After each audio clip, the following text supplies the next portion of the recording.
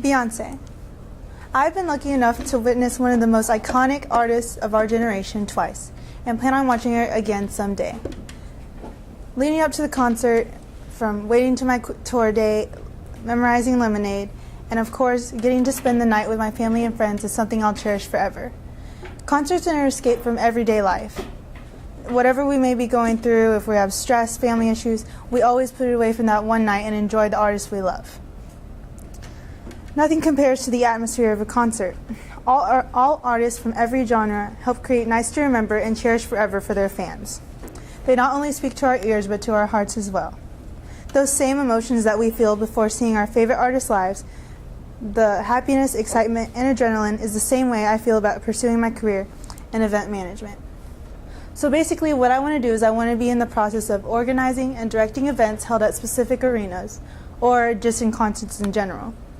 I want to manage the event as a whole and all the minor details as well. So even if that's planning the event from the ground up, or even just making sure details like for the artists and the fans are set, like VIP rooms or dressing rooms, and making sure everything's running smoothly. A quote that I hold dear to me and throughout this whole journey is be phenomenal or be forgotten by Eric Thomas. I really apply this to everything in athletics, school, family relationships, and hopefully my career too. So anything that I put my mind to, I'm going to give 100% in everything that I have in me. Because what's the point in doing it if you're just going to be mediocre or forgotten? So interviews, as you know, with ISM, we are in charge of doing our own research for all of our interviews, just getting background knowledge and really seeking out the people that we want to meet. And so I believe I had a unique start with ISM. Before I even got in the class, I had the chance to meet with one of my teammates' future mother-in-laws. She's the HR for Legends at the Star and AT&T Stadium. So what Legends is basically they're a big management brand, and they're marketing, sponsorship, hospitality, catering, everything from events at arenas. They have a partnership with AT&T Stadium as well as FC Dallas and other large-scale arenas across the nation and the globe. And so I really just met with her at Starbucks to really open the window of all the routes I could go. Even if I didn't want to be directly with concerts or just sports, she really helped me narrow my choices before this class began. So my first interview was with Katie Stevens. She's a business development and marketing coordinator for the Dallas Cowboys at the Star. So what she really handled was more of the sports side of the industry, and for instance, she did training day, draft day, and she's always on site for every game. She really emphasized that this career has a lot of long hours, weekends, nights, and she was pretty young, which was kind of comforting me to see that someone so young can be in this big of a position. And she just got out of college, and she stressed the importance of interning and just growing your network, and it really just made me appreciate that I had this opportunity to meet with her and learn. And staying with Legends from earlier, I got to meet with Monique Boyd, and she's actually one of the interviews that I had where I kept in contact with her throughout the year. She's a director of catering and special events at AT&T Stadium. So she is the head for basically all of the hospitality team at AT&T Stadium. So whether it's game day or private parties being hosted in the arena, she's in charge of making sure that everyone's in the right spot, everyone has all they need, if it's tables, food, menus. She was gracious enough to let me shadow 2 events with her and her team. I got to shadow more of the catering side with private corporate parties and holiday parties, and also I got to shadow a Dallas Cowboys game, so that was really unforgettable. It's long hours, like I said before.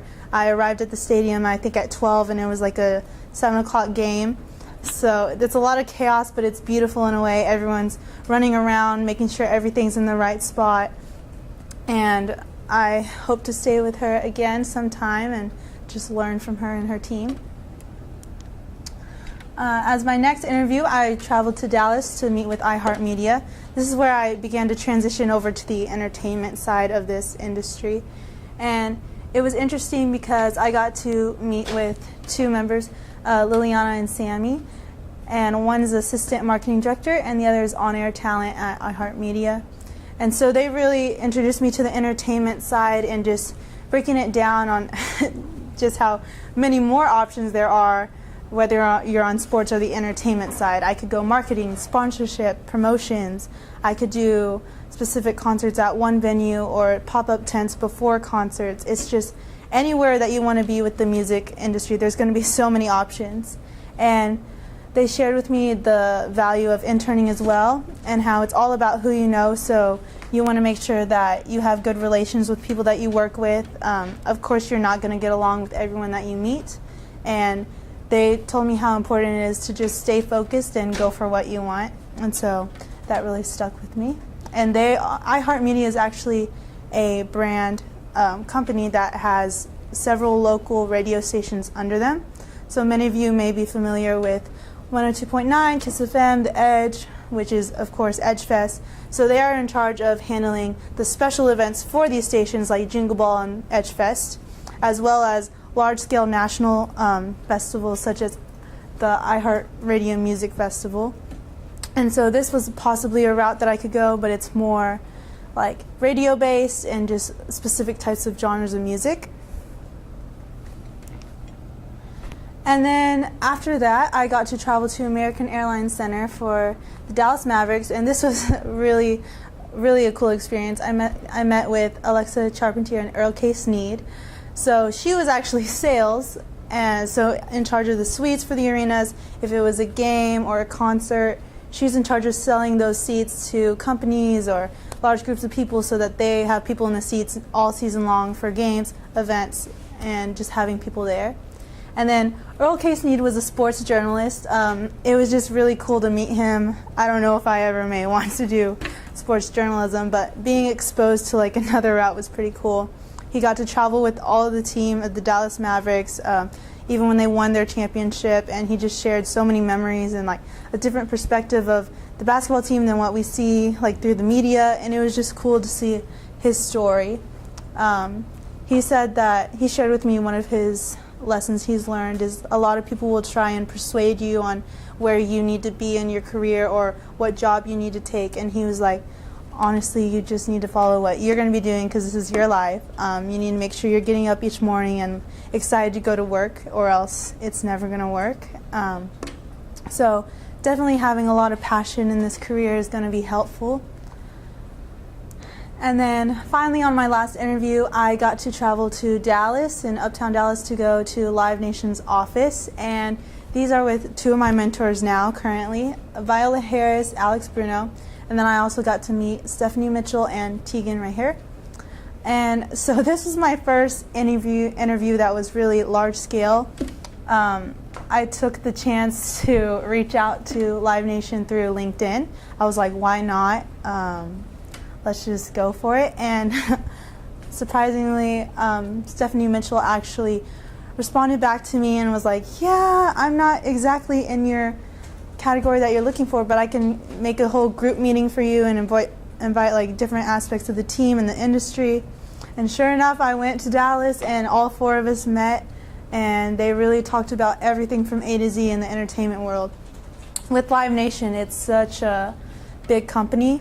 It's an entertainment company that has artist management, they have event management, marketing, sponsorship, anywhere. If it's related to music, they have a job for you. I just love this company so much. Everyone's so well-rounded, down to earth, and they don't take life too seriously. I mean, they enjoy concerts just as I do, and the office was even in a house. They transformed a house to give it that home atmosphere. And I was just excited to find out that two of my mentors, both of them know connections in Houston where I'll be going to college. So they really made sure that they'd take care of me and introduce me to connections over there as well. And I can't wait to see where I'll go with this company. So leading into my original work, being obsessed with concerts and attending concerts all the time, I wanted to sort of make my own unique approach to events being created. And so I've noticed over the course of the years, a lot of teens have really looked up to Coachella and Lollapalooza and large scales of festivals. And I've noticed that none of them really have a wide range with like all A-list celebrities, of course, because it's probably pricey and hard to get all of them together. And so for my proposal, I was like, why can't we have a festival with all A-list on the lineup that would bring 1 million people in, buy tickets increase, and all the profits would go to charity. So that's how it would work out. So I created Best Coast Music Festival. It's a once-in-a-lifetime concert experience with all your favorite artists on one coast. And so this was kind of a mock-up of my proposal to the sponsors and the board to see like how this concert could work. So here was my lineup. I even made it look all realistic and everything with the Wordle. And so the location, this festival would basically be in San Bernardino, California, because we have a partnership with a venue there that we could transform into a landscape with outdoor and indoor stages. And for my sponsors, my mentors really helped me in breaking it down that with every event, you want to make sure you target an auto sponsor, a beverage sponsor, and most likely you're going to target a couple of local sponsors for like small partnerships and like grow their brand. So the first one I reached was Lyft. So I'm sure millions of you are aware with Uber, and Lyft is sort of similar to the transportation app. And I've realized through commercials they're really trying to grow their brand and reach new customers and kind of beat out Uber. So I thought if for this festival, if they wanted to enhance their brand, reach new customers, when each attendee would purchase their festival ticket, they'd receive a code so that during the festival, driving from the venue to the hotel or wherever they're staying, they could get discounts on their rides through Lyft. So if you were not to use Lyft before and you need a ride, you could use this easily with your ticket code, and they could overall extend their brand and get attendees that they wouldn't have before. For travel, I targeted American Airlines, same things with Lyft. Of course, festivals, people come from all over, sometimes even out of the country, so any discount, they'll probably jump out. And so after you purchase your ticket, if you bought for like the 2-day pass or the 1-day pass, depending on how long you'd be at the festival, you'd receive a discount for each flight and earn up to like a certain number of points into coordination with American Airlines how much they'd be willing to give. And then for my local sponsors and beverage, I reached out to Malibu, Juice Crafters, Sprinkles, Cupcakes, and a lot of like food trucks that would be on site giving out their food, and as well as attire. PacSun, fashion is a huge part of festivals as well as the music. So for a younger generation, I thought of the idea to give a sweepstake for the best dressed every day of the festival, and they could get into an exclusive PacSun party as well as discounts with the brand that they were getting.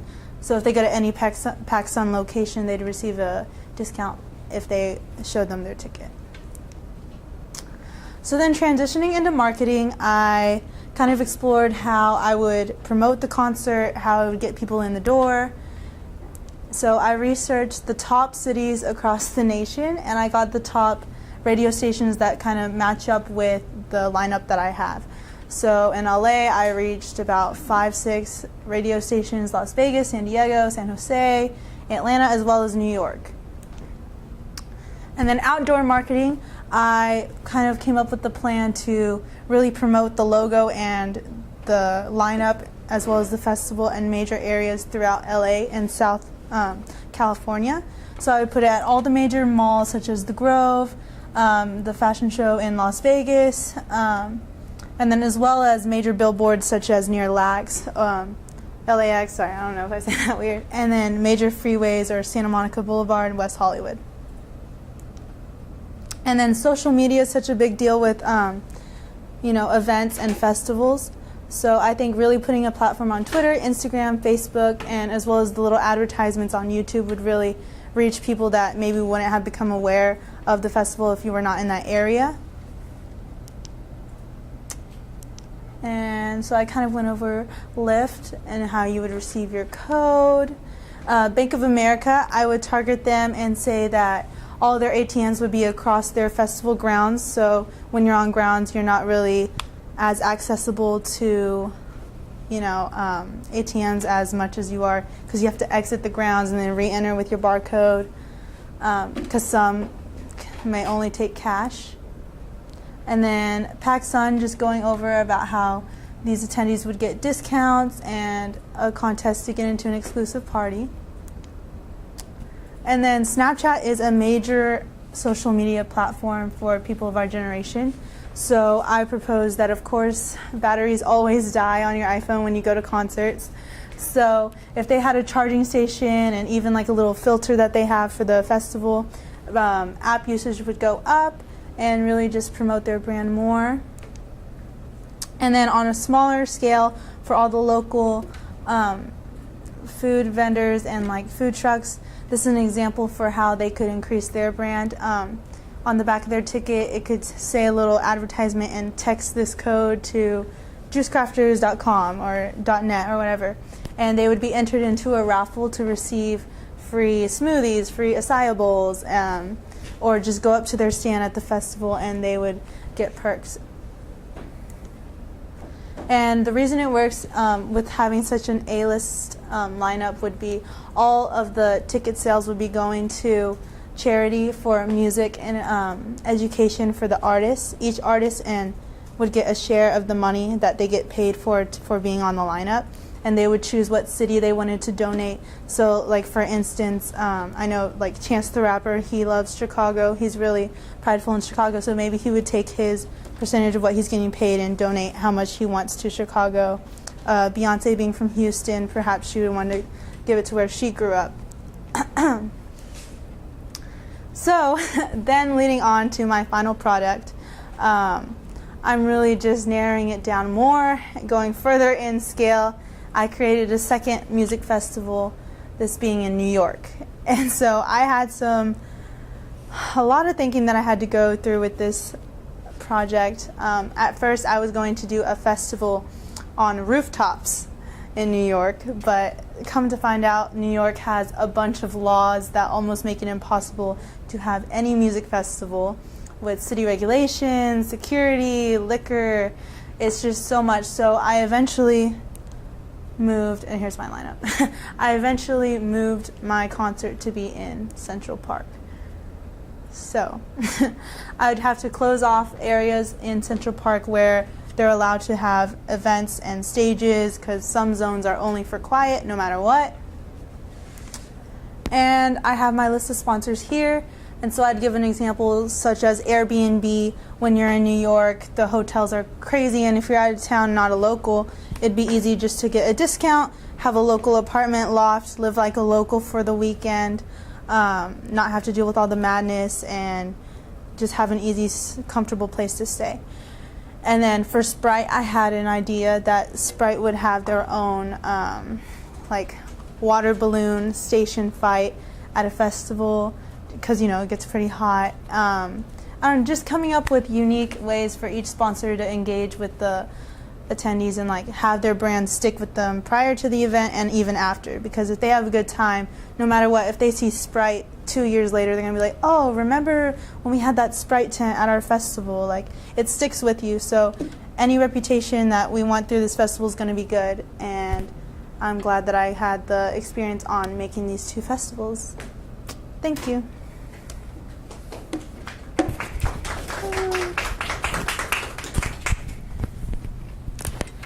Ay, ay, ay.